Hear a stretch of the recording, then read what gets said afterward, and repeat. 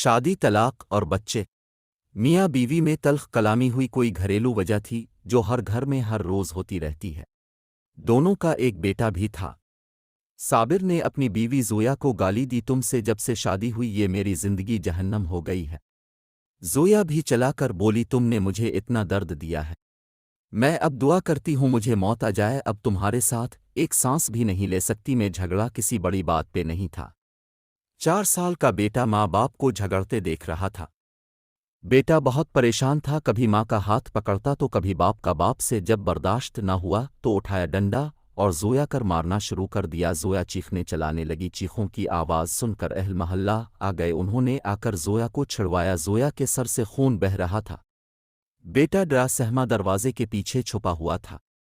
صابر نے چلا کر کہا، میں تم کو طلاق دیتا ہوں، اور زویا بیٹے کو لیے میکہ آ گئی۔ بیٹا تھا کہ اس کے دل میں ایک عجیب سا ڈر گھر کر چکا تھا، وہ سب سے ڈرنے لگا تھا۔ 4 سال کا بیٹا وہ امی کی گود میں لیٹا ہوا تھا، امی کا دوپٹہ منہ پہ اوڑے سو جاتا، ماں سے ایک پل کے لیے بھی جدا نہ ہوتا۔ ادھر باپ نے کورٹ میں کیس کر دیا، بیٹا میں اپنے پاس رکھوں گا۔ کورٹ سے آئی خط موصول ہوا، زویا کے بھائی نے خط پڑھا، بتایا صابر نے بیٹے کو اپنے پاس رکھنے کے لیے کیس دائر کیا ہے، اگلے ہفتے سنوائی ہے۔ بیٹا ماں کے پلوں سے لگا ہوا، امی بابا کیا کہتے ہیں؟ بیٹا اب 6 سال کا ہو چکا تھا۔ ماں نے بتایا کچھ نہیں بیٹا، ماں باپ کو جدا ہوئے 2 سال گزر گئے تھے، لیکن بیٹا اج بھی جب وہ جھگڑا یاد کرتا تو وہ بخار میں مبتلا ہو جاتا۔ پہلی سنوائی ہوئی، صابر کا وکیل کافی بڑا وکیل تھا، کیس صابر کے حق میں جا رہا تھا۔ زویا محسوس کر رہی تھی میں بیٹے کو ہار جاوے گی۔ زویا گھر آئی، بیٹا اذان ماں سے کہنے لگا، ہم کیوں ابو کے پاس جاتے ہیں؟ وہاں ابو مجھے کہہ رہا تھا تیری امی گندی ہے، اس کے پاس نہ رہو۔ بیٹے نے ماں کا منہ چوما، ہلکا سا مسکرایا، میری امی سوہنی ہے، گندی نہیں ہے، پاپا گندا ہے۔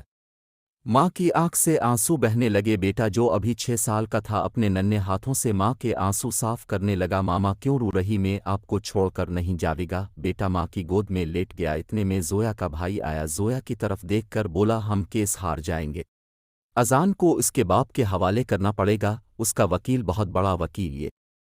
زویا خاموش ہو گئی، بیٹے کا منہ چومنے لگی، کبھی پاؤں چومتی کبھی ہاتھ کبھی سر۔ اذان سویا ہوا تھا، زویا نے زور سے سینے سے لگایا اور رات بھر روتی رہی۔ اذان نے دکان سے آئس کریم لی اور فریج میں رکھی، نانی سے کہنے لگا نانو میں آ کر کے اوہے گا۔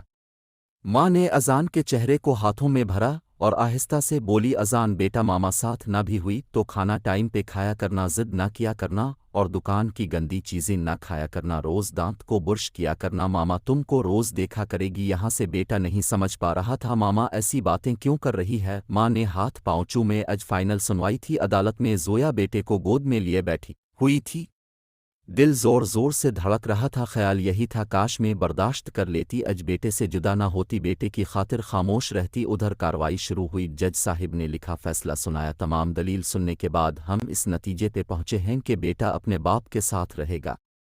فیصلہ سنتے ہی ماں کا کلیجہ پھٹ گیا، ماں بے ہوش ہو کر گر گئی۔ باپ آگے بڑھا، بیٹے کو اٹھا لیا، بیٹا باپ کے پاس نہیں جانا چاہتا تھا، بیٹا چیخ چیخ کر رونے لگا، مجھے ماما پاس جانا ہے، مجھے ماما پاس جانا ہے، چھوڑو مجھے۔ زویا کو ہوش آیا، ننگے پاؤں دوڑتے ہوئے صابر کے پاس گئی، اس کے سامنے گھٹنے ٹیک کر بھیک مانگنے لگی، صرف ایک بار مجھے میرے بیٹے کو سینے سے لگا لینے دو۔ لیکن وکیل نے پولیس والے سے کہا اس عورت کو ہٹو یہاں سے۔ ماں بلک بلک کر رونے لگی، بیٹا تڑپ رہا تھا۔ وکیل مسکرا کر صابر سے کہنے لگا، مبارک ہو جناب، آپ کیس جیت گئے۔ صابر نے طے کردہ رقم وکیل کو دی اور چل دیا۔ بیٹا ماں کی جدائی میں روتا چیختا، اسے باپ کا گھر جیل لگنے لگا تھا۔ ماں کی شادی کسی اور سے ہو گئی، باپ نے بھی دوسری شادی کر لی، وقت گزرنے لگا، ماں اپنی زندگی میں مصروف ہو گئی، باپ اپنی نئی بیوی کے ساتھ۔ اذان زندہ لاش بن کر جینے لگا۔ اذان کا نہ کوئی قصور تھا، نہ کوئی جرم تھا، نہ کوئی گناہ، بے گناہ سزا پائی تھی اذان نے، نہ سکول پڑھ سکا، نہ زندگی میں کوئی مقام حاصل کر سکا۔ بلاخر باپ نے ایک ہوٹل پہ برتن دھونے پہ لگا دیا۔ میں اب سب سے پوچھتا ہوں، کیا قصور ہوتا ہے ایسی اولاد کا؟ اب میں اتنی برداشت نہ ہوتی کہ ایک دوسرے کی غلطیوں کو معاف کر دیا جائے، صبر ختم ہو چکا ہے، کتوں کی مانند لڑتے ہو، ایک دوسرے پہ الزام لگاتے ہو۔ میں دونوں میاں بیوی کی بات کر رہا ہوں، تم دونوں کی نفرت تمہاری اولاد کو کھا جاتی ہے، اور تبسم اس کو بھی قاتل کا نام دیتا ہے۔ پہلی شادی میں ایک دوسرے کی چھوٹی چھوٹی باتوں کو برداشت نہیں کرتے ہو اور دوسری شادی میں بڑی سے بڑی بات پہ کمپرومائز کر لیتے ہو۔ نہ جانے اج بھی کتنے بچے ماں باپ کی زہر آلود نفرت پہ قربان ہو رہے ہوں گے جو بے گناہ برباد کر دیے جائیں گے۔ تبسم اب کے سامنے ہاتھ جوڑتا ہے۔ ایک دوسرے کو برداشت کرنا سیکھیں، ایک دوسرے کو سمجھنے کی کوشش کریں۔ شادی کے بعد میاں بیوی کی سوچ کا ملنا ضروری نہیں ہے، کیونکہ اب لوگ دو الگ الگ انسان ہیں، الگ سوچ ہے، الگ خواہشات ہیں۔ نکاح کا مقصد ہی دو الگ انسانوں کو یکجان کرنا ہے۔ طلاق ہی ہر مسئلے کا حل نہیں ہے۔ آخر کار دوسری شادی ناکام کیوں نہیں ہوتی، اس کی وجہ کیا ہو سکتی ہے، تو میں بتاتا ہوں آپ کو۔ دوسری شادی اس لیے ناکام نہیں ہوتی کہ اس وقت ہم صبر کرنا سیکھ جاتے ہیں، برداشت کرنا سیکھ جاتے ہیں، ایک دوسرے کی غلطی کو اگنور کر کے آگے بڑھ جاتے ہیں۔ اگر ایسا پہلی شادی میں کیا ہو تو اولاد خاک نہ ہو۔ میری ویڈیو دیکھ کر کسی نے اپنی اولاد کو خاک ہونے سے بچا لیا تو میرا مقصد مکمل ہو جائے گا۔